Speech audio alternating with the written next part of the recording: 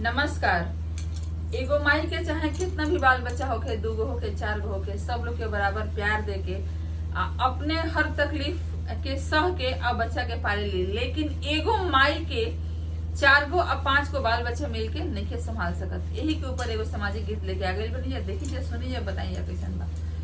4 गो के पोस दिहली दूधवा पियाई के, 4 गो के पोस दिहली दूधवा पियाई के, 4 गो से पेट नहीं भरे गो माई के, 4 गो से पेट नहीं भरे गो माई के, 4 गो के पोस दिहली दूधवा पियाई के, 4 गो के पोस दिहली दूधवा पियाई के, 4 गो से पेट नहीं भरे गो माई के, 4 गो से पेट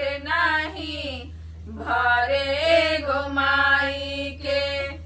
जवन माई पूछे काहे सुगन बाटे होठ रे, जवन माई पूछे काहे सुखल बाटे होठ रे, ओही माई के देता लोगवा दिलावा मचोट रे, ओही माई के देता लोगवा दिलावा पछोट रे।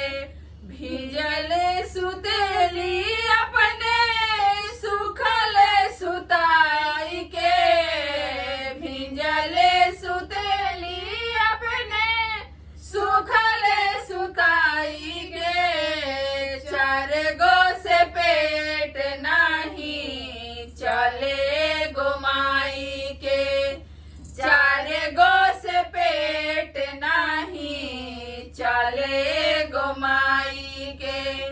आचरा ओढ़ा के माई दूधवा पियावली, आचरा ओढ़ा के माई दूधवा पियावली, याद कर माई बाबू गर्भ में ढोवाली, याद कर माई बाबू गर्भ में ढोवाली, 4 गो के पोस दिहली दूधवा पियाई के, 4 गो के पोस दिहली दूधवा पियाई के, 4 गो से पेट नहीं चले गो माई के, 4 गो से पेट नहीं चले गो माई के। धन्यवाद। ये जीवन की सच्चाई बा। और रुआ लोग हमनी के देखा तो नहीं जा, चैनल पर नया बनी जा तो सब्सक्राइब जरूर करी जा, और हमनी के वीडियो को लाइक करी जा, और ज्यादा से ज्यादा शेयर करी जा, और ये गीत के तो खास कर धन्यवाद।